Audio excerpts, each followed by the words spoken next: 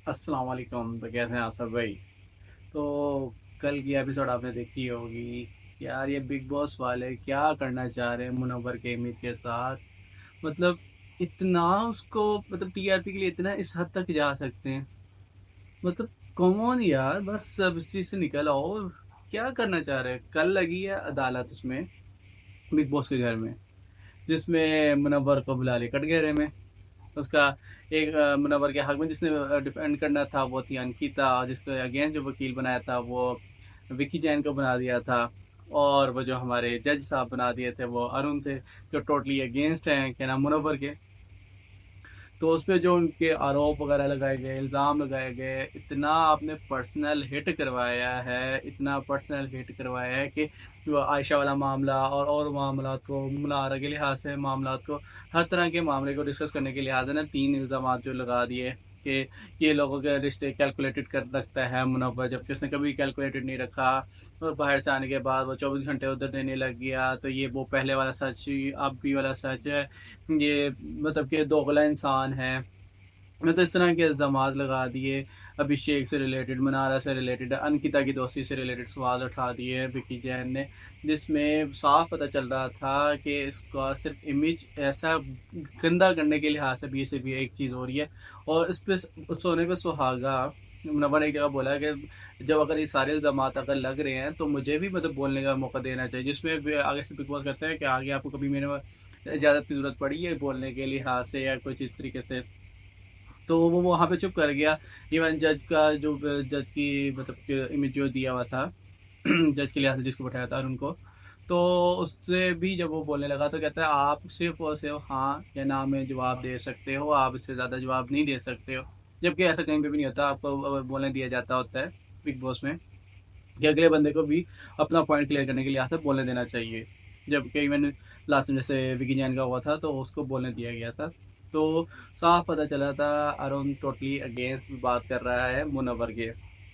विकी जैन ने जो जो सवाल किए, तो आगे से अरुण उसको भी कह रहा है तू बिल्कुल सही जा रहा है, ऐसे ही जा ऐसे ही जा। मतलब जो है हो जज, अगर आप सिर्फ अगर टास्क मिला है ना, टास्क की उसमें आप अपने सारे ग्रजेस निकाल रहे हो, ठीक है अच्छी बात है, लेकिन टास्क को टास्क भी रखना चाहिए थोड़ा। अगर आप अगले का पे इल्ज़ाम लग रहे हैं ना तो उसको सुनना भी चाहिए कि वो उसका पॉइंट ऑफ व्यू क्या है।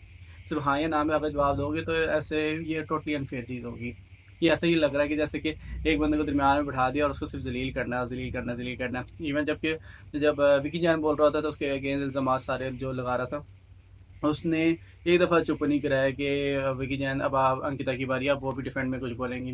जब वो उसको वो बोलने लगती है तो विकी जैन बीच में बोलने लग जाता और उस पे वो मना नहीं करता था। मोस्टली मैंने जितना सीन देखा अब ए टू जी तरीके से, तो उसमें वो उसको मना नहीं कर रहा होता था कि विकी जैन अब आप खामोश रहें, अंकिता को बोलने दें। नहीं, साफ पता चला था कि सिर्फ उसका इमेज इतना गंदा करना है, उस पर हर तरह का इल्ज़ाम लगाना है। मतलब कि टीआरपी के लिए आप इस हद तक जा सकते हो कि आपने एक बंदे के इमेज को टोटली डिस्ट्रॉय कर दिया। बड़ा गंदा लगा मुझे कल का एपिसोड, ऐसा गंदा लगा क्योंकि उसको सिर्फ अगर उसका पॉइंट रखना चाहिए था। एंड पे क्या आ गई आयशा खान, उसने अपनी वो जो कहानी सुनाई शुरू से लेके एंड तक कि इस तरीके से हुआ, फलाना हुआ, ढिमकाना हुआ, उस पर भी उसको बोलने नहीं दिया गया। जिसके बाद जाके जब वो सारा सीन ख़त्म हो गया, मुनव्वर जाके अपना अकेला बैठ गया, मनारा आई इसके बाद। लेकिन मैं अब यही कहूँगा कि वो मनारा से भी टोटली पीछे रहे। ठीक है, अब तो गेम के लिहाज से जो भी टास्क वगैरह के लिहाज से बातचीत वगैरह सारा कुछ रखे, लेकिन एक दोस्त जो अगर आपको दोस्त कहते हो वो इतना इमेज अपना आपका भी गंदा कर सकता है सिर्फ जस्ट बिकॉज कि आपको 5 मिनट नहीं मिल रहे।